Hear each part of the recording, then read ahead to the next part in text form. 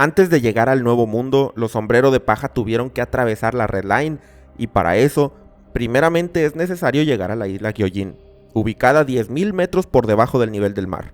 La historia de las razas acuáticas es una que se remonta siglos atrás. Sus leyendas constituyen una parte muy importante del mundo de One Piece, y su lucha con los humanos por llegar a un entendimiento es uno de los ejemplos más notorios del mensaje que Oda quiere plasmar sobre la armonía entre diferentes poblaciones. Entre el arca Noah, las múltiples referencias al sol y otras cosas, el arco de la isla Gyojin guarda muchos presagios y pistas sobre el futuro de One Piece, y de eso es de lo que hablaremos el día de hoy. Comenzaré a partir del capítulo 608 del manga y hasta el 653. En la descripción del video podrás encontrar la lista de reproducción con todos los videos de la sección de presagios anteriores, si deseas revisarla. Este video va a tener información del manga que aún no aparece en el anime, así que doy el aviso de spoiler para quienes no vayan al corriente con la historia. Vamos a comenzar. Antes que nada, quiero centrar mi atención en el distrito Gyojin. Es una pequeña ciudad que existe en los alrededores del arca Noah, a donde la luz no llega como en el reino Ryugu. A lo largo de todo el arco, tenemos pequeños vistazos a este sitio, y podemos alcanzar a ver cierta infraestructura que nos da indicios de una construcción avanzada tecnológicamente.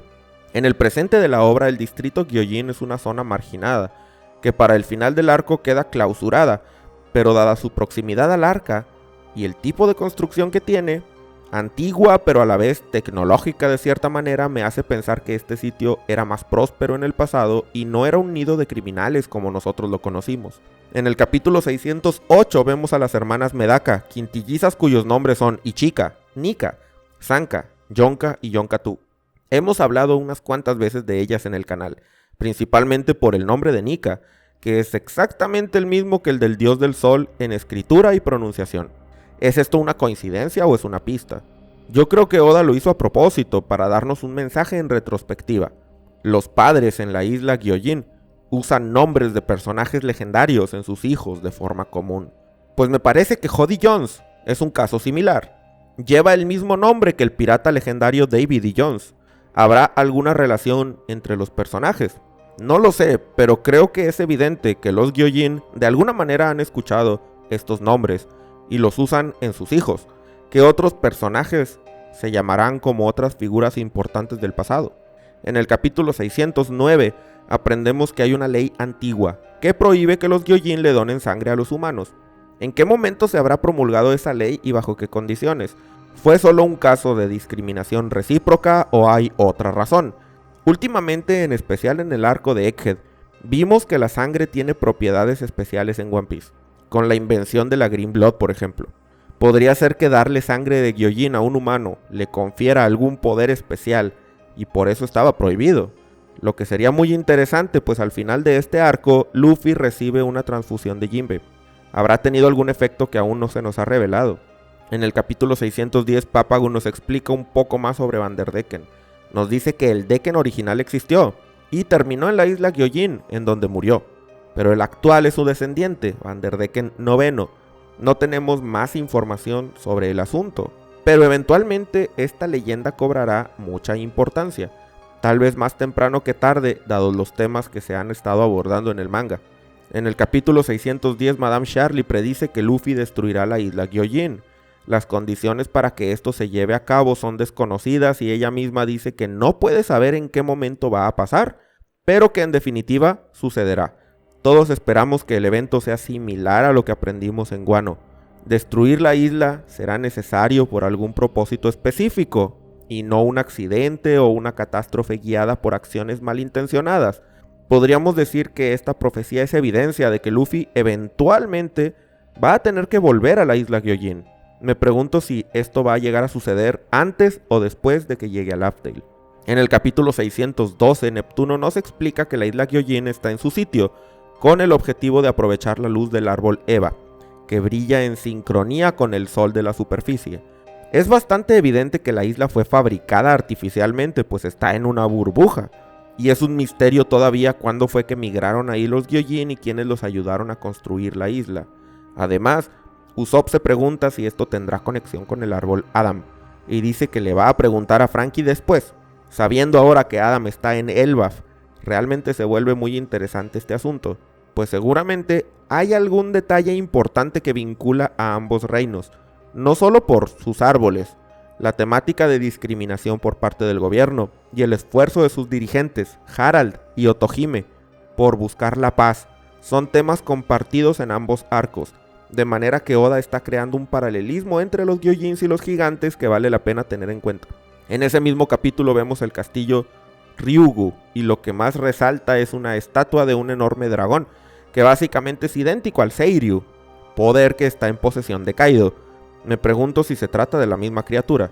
En mi opinión, es posible que Seiryu fuera alguna vez la deidad guardiana de los Gyojin, pero su poder se perdió y eventualmente terminó en posesión de los Tenryubito, quienes ofrecieron la fruta como premio en God Valley y posteriormente pasó a manos de Kaido. En el capítulo 616 tenemos una frase curiosa. Al llegar al bosque marino vemos un montón de ballenas y se nos dice lo siguiente: este es un cementerio de barcos.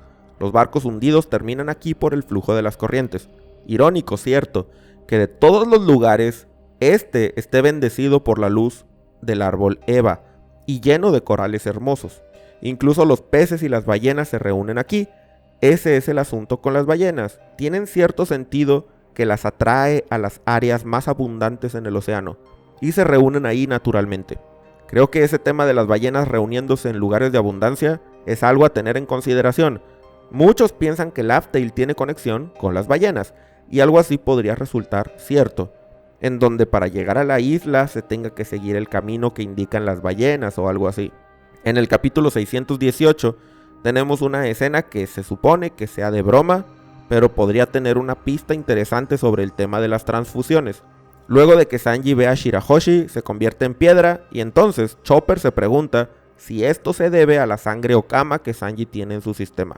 No creo en absoluto que sea el caso, es una escena de broma como dije, pero Chopper, siendo un médico, parece que tiene conocimiento de que la sangre puede inducir efectos secundarios, algo que hay que tomar en cuenta para el futuro.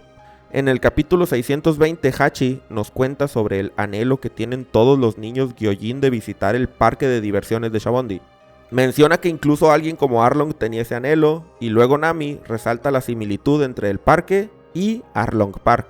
Creo que ese anhelo tiene un simbolismo especial, y eso lo he utilizado para mi teoría en donde Joy Boy tenía el plan de crear un parque de diversiones llamado Nikaland, precisamente en la isla Laugh Tale. Independientemente de si esa teoría llega a ser cierta o no, creo que el tema del parque guarda un simbolismo crucial para entender el pasado de los Gyojin. En ese mismo capítulo, Hachi nos vuelve a hablar de un tema que hasta este punto solo Robin había mencionado en el arco de Shabondi. La idea de que hace más de 200 años los Gyojin eran considerados peces, y no fue sino hasta ese año en particular que se unieron al Reverie, el primero y el único al que asistieron. Entre más pasa el tiempo, más se nos ha hablado sobre ese periodo, si bien sigue siendo en su mayoría un gran misterio qué sucedió exactamente. En el capítulo 621, el narrador nos dice un detalle sobre el distrito Gyojin. Empezó como una enorme institución para cuidar a niños huérfanos, pero con el pasar del tiempo se sumió en el caos. Las personas a cargo fueron incapaces de mantener el control y se convirtió en una región sin ley, hogar de los rebeldes y los marginados de la isla Gyojin. Mi pregunta es, si ese es el origen del sitio como tal, o como dije antes, si las construcciones estaban desde tiempo atrás, y el narrador nos está contando solamente el uso que se le dio en tiempos más o menos recientes. Además, me llama la atención el tema de que era un sitio para hacerse cargo de niños huérfanos, pues me recordó un poco a la elusiva Madre Caramel, de la cual no se habló absolutamente nada durante el flashback de Harald. No sé si esto va a tener importancia o no, pero en el capítulo 621 noté que en el fondo de una imagen está una tienda llamada la tienda de dulces de John. ¿Tendrá esto que ver con el Capitán John? ¿Se imaginan que su tesoro legendario fuera un montón de dulces? No tengo idea realmente, pero dejo aquí el dato por si algo interesante llega a suceder. En el capítulo 622 hay una escena que a mí me parece muy simbólica. Vemos la bandera ondeante de los Piratas del Sol, al mismo tiempo que Fisher Tiger aclara lo siguiente: ciertamente vamos a pelear y robar a aquellos que nos persigan, pero nos mantendremos firmes a nuestra moral. No vamos a tomar vidas. Me pregunto si Fisher Tiger paraleliza de alguna manera a Joy Boy o incluso a Nika y a sus ideales en el pasado. Para empezar, ¿de dónde sacó la idea de nombrar a su tripulación Piratas del Sol? En ese mismo capítulo del mismo Fisher Tiger tenemos otra frase curiosa que le dice a Jinbe: Sabes, a lo que más le temo por sobre todas las cosas es al demonio que vive dentro de mí.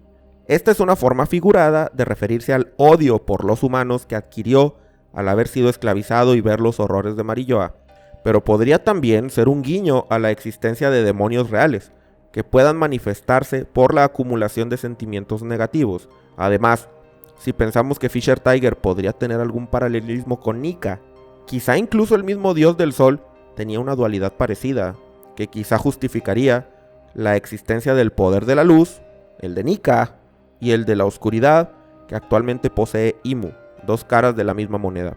En el capítulo 623, Fisher Tiger vuelve a mencionar el tema.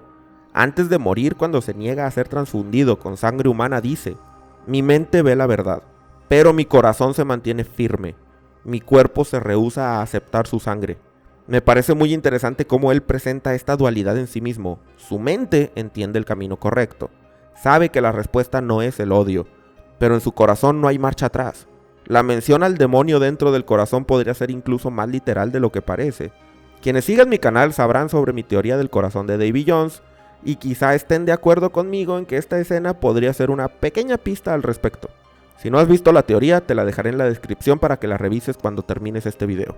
En el capítulo 625, Vanderdecken menciona que su clan ha estado por siglos en busca de la princesa Sirena con la capacidad de comunicarse con los reyes del mar. Además nos dice que esa es la razón por la que su ancestro viajó a las profundidades. Además asegura que si se convierte en el esposo de Shirahoshi, el sueño que su clan ha tenido por generaciones será realidad. Al mismo tiempo vemos una imagen con oro y otras riquezas. ¿Querrá decir eso que Vanderdecken necesita a Shirahoshi para acceder a algún sitio donde hay un tesoro? Eso me suena muy parecido al tema de la armada Japo que tiene un tesoro debajo de un hielo perpetuo. En el capítulo 626, Otohime nos explica la leyenda sobre la princesa Sirena.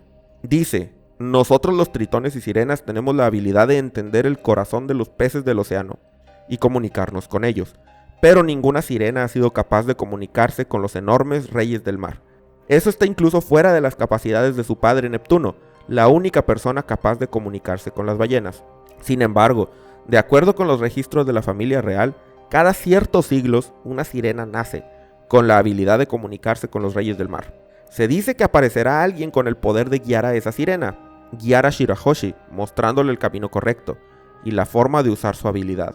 Y se dice que cuando ese tiempo llegue, habrá un gran cambio en el mundo. Si se usa de forma equivocada, el poder que posee Shirahoshi es tan grande que podría hundir al mundo entero debajo de las olas. Esta profecía no solo insinúa el rol de Joy Boy con respecto al arma Poseidón, sino que una vez habiendo escuchado el discurso de Vegapunk, podríamos pensar que fue precisamente Poseidón quien hundió al mundo hace 800 años. Después de todo, vimos durante este arco que los reyes del mar actúan ante los deseos del corazón de Shirahoshi. Si se sale de control, si sucediera algo que la afectara profundamente, podría desatarse una destrucción incalculable. Cuando Robin lee el poneglyph de la isla Gyojin en el capítulo 628, reconoce que su contenido es diferente al de los otros poneglyphs que había leído hasta el momento, pues es una carta de disculpa. Más tarde nos enteramos que Joy Boy le hizo una promesa a Poseidón que no pudo cumplir, y eso es lo que está escrito ahí. Lo cual es importante, pues nos habla que Joy Boy tuvo tiempo de mandar construir un poneglyph que contuviera esa información, además de asegurarse que fuera enviado al lugar correcto. Esto indica que la muerte de Joy Boy no fue algo súbito, sino que él ya sabía que iba a ocurrir. En el capítulo 629 tenemos un detalle interesante que Jinbe menciona sobre el Gyojin Karate. Cuando ataca a Luffy y este recibe daño aún siendo de goma, Jinbe explica: el secreto del Gyojin Karate está en el dominio del agua. Usando el poder del agua en la atmósfera se pueden enviar ondas poderosas que impactan el agua dentro del cuerpo del oponente. Todos los seres vivos están llenos de agua, incluso un hombre de goma no puede escapar a esa realidad. Sin embargo, más tarde, en el capítulo 637, vimos a Luffy recibir un ataque de Gyojin Karate de Jody Jones, sin ser afectado. Esto nos hace ver que el Gyojin Karate de Jinbe está a un nivel más avanzado, y es en cierta forma un paralelismo con la forma avanzada del Haki de armamento, que tiene más o menos el mismo principio, atacar al oponente desde su interior. En la portada del capítulo 631 vemos a un hombre misterioso platicar y tomar sake con Crocus. Llevaba un sombrero de paja tipo casa y una túnica a rayas. En ese momento más de uno lo relacionó con el león dorado Shiki, e incluso en la versión a color del manga se le asignaron precisamente los colores del personaje. Probablemente tuvieron la misma interpretación. Sin embargo, Oda tenía otros planes, pues ese personaje era Scopper Gavan, cosa que aprendimos hasta el arco de Elbaf. Un detalle un tanto confuso en los eventos recientes del flashback de Harald es el momento en el que él se rasura la cabeza. ¿Por qué hizo exactamente eso? No se nos explicó con detalle, pero parece ser una tradición en el mundo de One Piece. En el capítulo 631, Vanderdecken, luego de ser rechazado por Shirahoshi, dice: "Mi corazón está tan roto que me rasuré la cabeza". Si ambas escenas están vinculadas, entonces Harald debió rasurarse por sentir culpa o vergüenza por algo, probablemente relacionado al ataque al barco del gobierno mundial. Al momento de escribir este video aún no hemos visto por qué se quitó los cuernos, pero podría ser por algo similar. En el capítulo 633 del manga, cuando Luffy llega a enfrentar a Hody, algunos Gyojin le preguntan si es bueno o es malo, y Luffy contesta que ellos vean y decidan por sí mismos. Es lo mismo que unos capítulos antes le dijo a Shirahoshi cuando la conoció. Este me parece que es un guiño al tema de Joy Boy y el mismo Nika, y como hay diversas interpretaciones de sus acciones. Probablemente no se presentaban ellos como héroes ni como villanos, y está en la mente de cada quien darle forma a lo que estén presenciando. En el capítulo 635, Brook utiliza una técnica de hipnotismo que hace que los enemigos piensen que están en un festival. La imagen de esto recuerda mucho al momento en el que Luffy despierta el Gear Fifth, y me pregunto qué conexión visual pensó Oda al hacer ambas escenas, las cuales me parece que él dibujó muy parecidas de forma bastante deliberada. En el capítulo 636, Franky menciona que el Franky Shogun incorpora el Guapo Metal, un material que le permite realizar el docking, cosa que Vegapunk quería intentar pero no logró llevar a cabo. Luego, en el arco de Egghead, en efecto vimos que a pesar de tener toda clase de artefactos futuristas, ni el Vegaforce 01 ni ningún otro invento tenía esa capacidad de transformarse. Además, en el arco Vegapunk nunca vio al Shogun. Me pregunto si será en Elbaf cuando veremos algún intercambio de información entre Franky y Vegapunk Lilith al respecto. En el capítulo 637, Neptuno aclara que Noah es un barco que la familia real debe proteger hasta el día de la promesa. Menciona que el método para construir algo así ya se ha perdido y por lo tanto es muy importante mantener intacta el arca. Este tema se relaciona con lo que dicen los Reyes del Mar al final del arco, donde esperan que cierto clan siga existiendo para que pueda reparar los daños que hizo Luffy antes del día prometido. ¿Será ese clan el grupo de gigantes llamado Galeila? Creo que es posible. En el capítulo 643, Brook revela que el verdadero poder de la Yomi Yomi no Mi es el de manipular libremente su propia alma. Pero además presenta su espada Soul Solid y dice: "Cada ataque está impregnado de la energía de mi propia alma, haciendo experimentar a las víctimas el frío del infierno". Es curioso que Brook describa al infierno como un lugar frío. Lo más similar en One Piece vendría a ser el nivel 5 de Impel Down, aunque también el nivel más bajo de Elbaf, al que se le conoce como Meikai, que puede ser traducido como infierno o inframundo. Uno de los momentos más simbólicos de este arco es cuando Fukaboshi en el capítulo 644 le pide a Luffy que regrese a cero la isla Gyojin. Con esto se refiere a cómo el pasado es una carga que impide avanzar y solo hace que se guarde odio, al punto que gente como Hody Jones, que nunca ha sufrido a causa de los humanos, llegue a odiarlos más que nadie. La idea de abandonar un pasado que detiene el progreso es una que hemos visto en otros arcos como el de Skypiea y que seguramente será muy importante en el final de esta historia. En el capítulo 648 los Reyes del Mar le explican a Shirahoshi que aunque ellos no entienden el por qué cada ciertos siglos nace una princesa sirena que pueda escucharlos, ellos tienen bien claro que cuando aparece, ella será su reina. Además, le explican que el arca Noah se diseñó para que ellos la jalaran. Cosa curiosa, pues parecería ser que el arca aparece en el mural de Elbaf, y sin embargo no hay rastro de Reyes del Mar en la ilustración. Parecería como que los Reyes del Mar tienen conocimiento de la antigüedad y aún así no entienden cuándo ni cómo surgió el poder de Poseidón. ¿Esto será por el borrado de información del siglo vacío? ¿O es que Poseidón existe desde tiempos tan antiguos que incluso los Reyes del Mar no los recuerdan? Al final de ese mismo capítulo tenemos otro momento muy simbólico, en donde Jinbe se ofrece para donarle sangre a Luffy. Esta escena representa muchas cosas.